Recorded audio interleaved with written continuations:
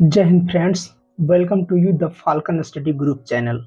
इस वीडियो में हम क्लास 10th एनसीईआरटी मैथ का चैप्टर फर्स्ट रियल नंबर वास्तविक संख्या के थ्योरी का अध्ययन करेंगे, जो 2023 में एनसीईआरटी के द्वारा जारी न्यू सिलेबस पर बेस्ड है। ठीक है,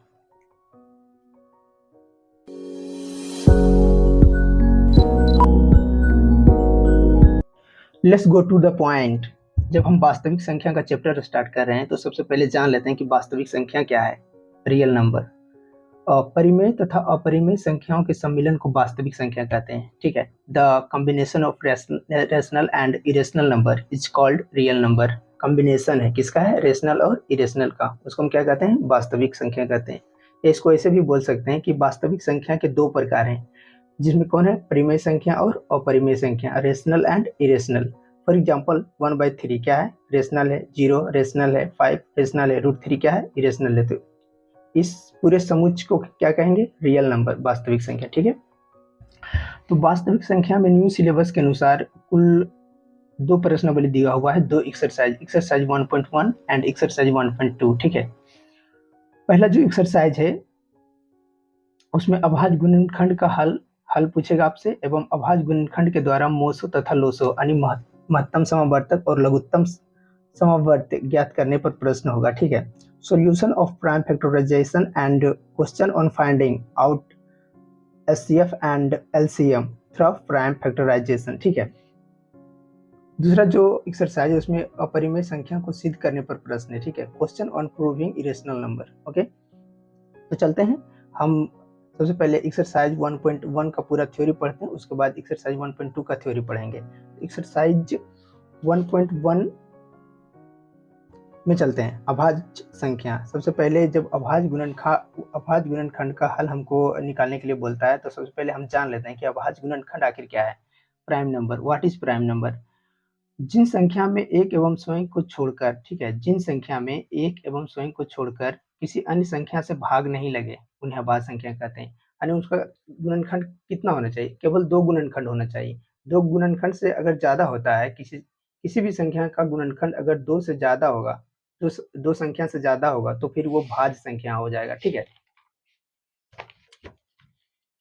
a number which is not divisible by any other number except one and itself they are prime number। ठीक है, a number, एक नंबर which जो कि is not divisible, जो कि विभाजित नहीं है, by any other number, किसी दूसरे नंबर से, except one and itself, एक और स्वयं को छोड़कर, they are prime number, उसे क्या कहते हैं, प्राइम नंबर कहते हैं। फॉर एग्जाम्पल जैसे 3, 5, 11, 19, 3, 5, 11 एंड 19। तो 3 में कितने गुणनखंड है, एक तो एक है और एक खुद 3 है, यानी 3 को कौन कौन काटेगा, एक तो एक काटेगा और दूसरा 3 खुद ही 3 को काटेगा। ठीक है, इसमें केवल 2 ही गुणनखंड है। उसी तरह 5 में भी 2 गुणनखंड है, 11 में भी 2 गुणनखंड है, 19 में भी 2 गुणनखंड है, इसलिए उसको क्या कहते हैं, अभाज्य संख्या। ठीक, अब अभाज्य गुणनखंड, जब आपके प्रश्नमाला जो है एक्सरसाइज 1.1 में अभाज्य गुणनखंड पर आधारित प्रश्न है, तो हम अभाज्य गुणनखंड पढ़ते हैं कि अभाज्य गुणनखंड क्या होता है, प्राइम फैक्टराइजेशन। ठीक है, किसी संख्या को उसके अभाज्य गुणनखंडों के रूप में खंडित करके व्यक्त करना अभाज्य गुणनखंड कहलाता है। ठीक है, क्या कर रहा है, किसी संख्या को उसके अभाज्य गुणनखंडों के रूप में खंडित करके व्यक्त करना, मतलब जब कोई संख्या रहेगा, ठीक है, तो उसको उसके अभाज्य गुणनखंड के रूप में खंडित करना है। ठीक, एक्सप्रेसिंग यानी व्यक्त करना है, किसमें, किसको, a number by dividing it into its prime factor is called prime number. ठीक है, जैसे यहाँ लिखा हुआ है 48, 48, 48 को हम जब इसका गुणनखंड निकालते हैं तो कितना आता है, 2 गुना 2 गुना 2 गुना 2 गुना 3। इस तरह से जब हम व्यक्त कर देते हैं इसको क्या कहते हैं, अभाज्य गुणनखंड, एक्सपेंशन ऑफ प्राइम फैक्टराइजेशन। ठीक है, तो आगे बढ़ते हैं।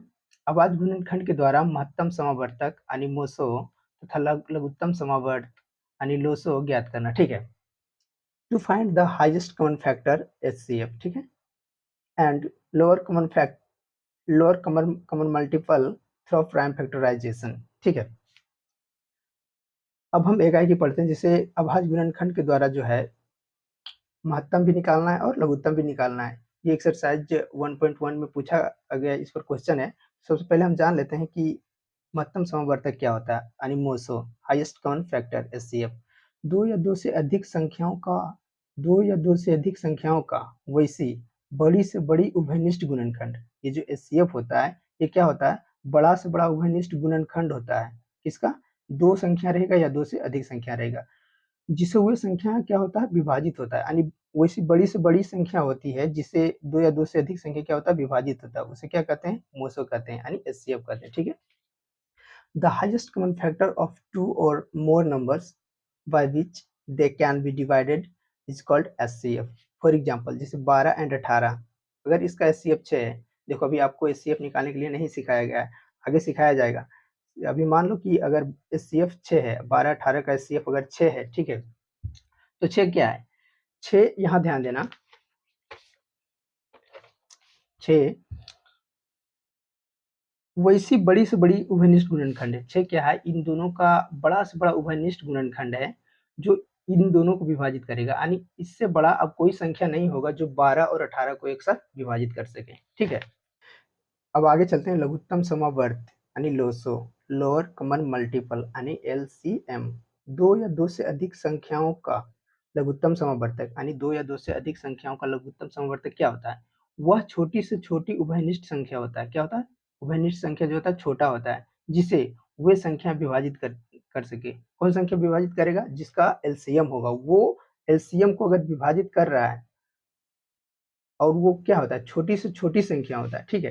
जैसे फॉर एग्जांपल 12 एंड 15 का, ठीक है, 12 एंड 15 का अगर एलसीएम 60 है, ठीक है, तो ये दोनों संख्या 60 को विभाजित करेगा, और 60 वह सबसे छोटी से छोटी उभयनिष्ठ गुणनखंड है इन दोनों का, जो कि ये दोनों मिलकर विभाजित करेगा। इससे यानी 60 से अब छोटा गुणनखंड नहीं होगा जिसे ये दोनों विभाजित कर सके। ठीक है, ये होता है एलसीएम। आगे बढ़ते हैं। अभाज्य गुणनखंड के द्वारा मोसो यानी एचसीएफ तथा लोसो ज्ञात करना। ठीक है, LCM. To find HCF and LCM by prime factorisation. ठीक है, रूल नियम है कि हम कैसे निकाल सकते हैं अभाज्य गुणनखंड के द्वारा मोसो तथा लोसो। ठीक है, नियम क्या कह रहा है, पहला नियम, दिए गए संख्याओं का अभाज्य गुणनखंड निकालें। जैसे कि देखो यहाँ संख्या दिया हुआ है, तो पहला नियम क्या कह रहा है कि अभाज्य गुणनखंड निकालना है।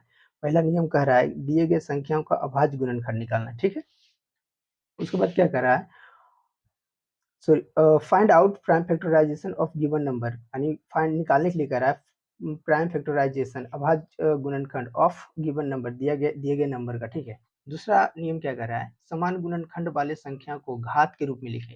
जैसे जो गुणनखंड वाले संख्या समान है, जैसे यहाँ देखो 60, तो 60 का जो प्राइम फैक्टराइजेशन है, अभाज्य गुणनखंड है, इसका जो समान संख्या जैसे 2 और 2 समान है, तो इसको हम क्या लिखेंगे, घात के रूप में लिख देंगे। ठीक है।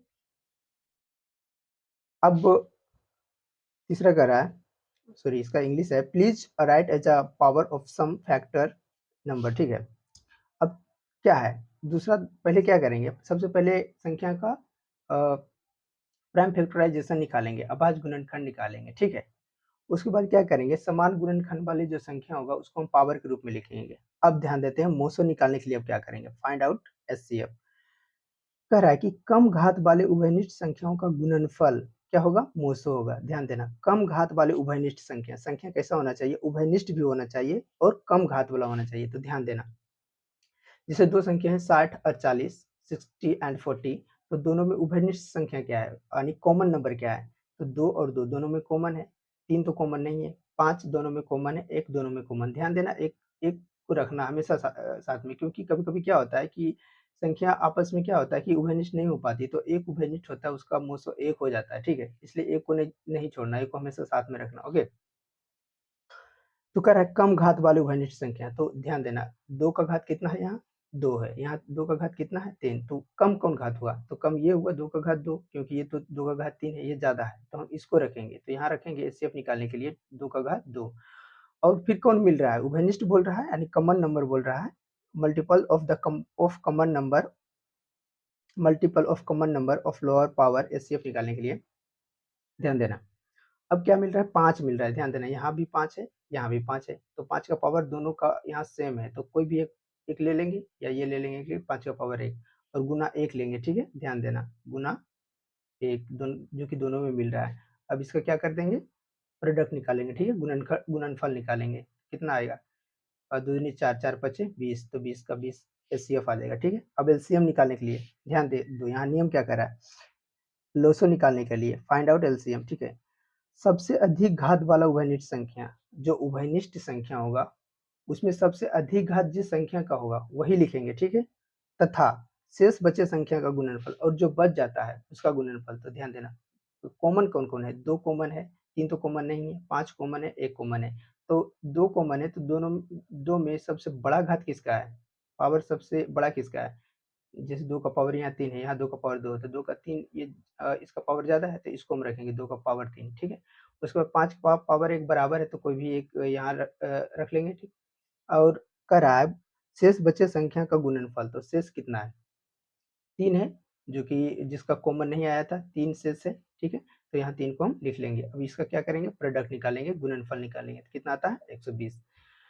ये था एक्सरसाइज 1.1 का थ्योरी। ठीक है, अब चलते हैं एक्सरसाइज 1.2 की तरफ। ठीक, तो एक्सरसाइज जो 1.2 है वो अपरिमेय संख्या पर आधारित प्रश्न है। ठीक है, the question based on irrational number. ठीक, जिसको हमको क्या करना है, प्रूव करना है।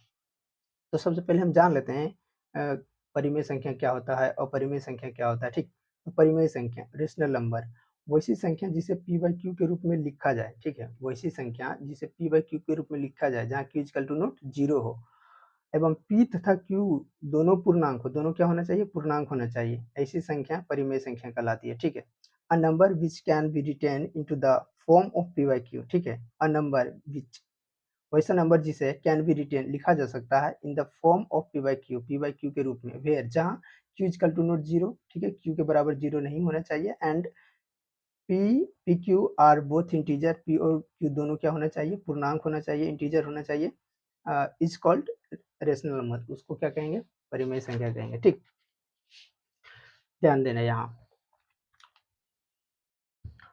परिमेय संख्या का उभयनिष्ठ गुणनखंड केवल एक होता है। The common factor of rational number is only one. ध्यान देना, जो रेशनल नंबर का कॉमन फैक्टर होता है वो केवल एक ही होता है। ठीक है, अगर एक से ज्यादा उसका कॉमन फैक्टर आ जाता है, उभयनिष्ठ गुणनखंड जो एक से अधिक आ जाएगा, तो वो फिर क्या होगा, रेशनल नंबर नहीं होगा। ठीक है, ध्यान देना, इसी की सहायता से हम अपरिमेय संख्या को क्या करेंगे, प्रूव करेंगे, इसको ध्यान में रखना। ठीक, अब पढ़ते हैं अपरिमेय संख्या, इरेशनल नंबर, वैसी संख्या जिसे p बाई क्यू के रूप में नहीं लिखा जाए। ठीक है, जिसको हम क्या कर ऐसे p बाई क्यू के रूप में नहीं लिख सकते हैं। ठीक है, अर्थात जो परिमेय संख्या नहीं है, जो परिमेय संख्या नहीं होगा वो ऑब्वियसली क्या होगा, अपरिमेय संख्या, उसको हम क्या कहेंगे, अपरिमेय संख्या कहलाता है। ठीक है, अ नंबर वैसा नंबर विच जो कि कैन नॉट बी रिटेन नहीं लिखा जा सकता है in the form of p by Q के रूप में, और या which is not rational number, या जो परिमेय संख्या नहीं है इज कॉल्ड इरेशनल, उसको क्या कहते हैं, अपरिमेय संख्या कहते हैं। नोट, इसे रूट, इसको रूट या करनी दोनों बोल सकते हैं हिंदी में। ठीक है, इसे रूट के अंदर रखा जाता है, it is placed inside the root. ठीक है, इसको रूट के अंदर रखा जाता है। जैसे एग्जाम्पल के लिए रेशनल नंबर 0 क्या है, रेशनल नंबर है, परिमेय संख्या 4 परिमेय संख्या है, 3/4 परिमेय संख्या है, -5/3 भी क्या है, परिमेय संख्या है, इरेशनल नंबर। ध्यान देना, √3 अपरिमेय है, √2 क्या है, अपरिमेय है। ठीक है, परिमेय संख्या और अपरिमेय संख्या से रिलेटेड जो है एक और वीडियो बनाया गया, जो बेसिक कंसेप्ट मैथ का एक अलग वीडियो है। अगर आप उसे देखना चाहते हैं तो नीचे डिस्क्रिप्शन में लिंक डाल दूंगा, वहां से आप उसे देख सकते हैं, क्योंकि उसमें परिमेय संख्या और अपरिमेय संख्या को बेहतर ढंग से समझाया गया। ठीक है, और उसमें परिमेय संख्या और अपरिमेय संख्या का जो गुणधर्म होता है, properties of rational and irrational number, उसको भी बहुत बढ़िया से समझाया गया है। आप वहां से जाके उस वीडियो को देख सकते हैं। जब आप उस वीडियो को देखेंगे तब आपका जो चैप्टर फर्स्ट का थ्योरी है उसे आप अच्छे से समझ पाएंगे। ठीक है, इस वीडियो में हमने वास्तविक संख्या यानी चैप्टर नंबर फर्स्ट का जो थ्योरी है उसको पढ़े हैं।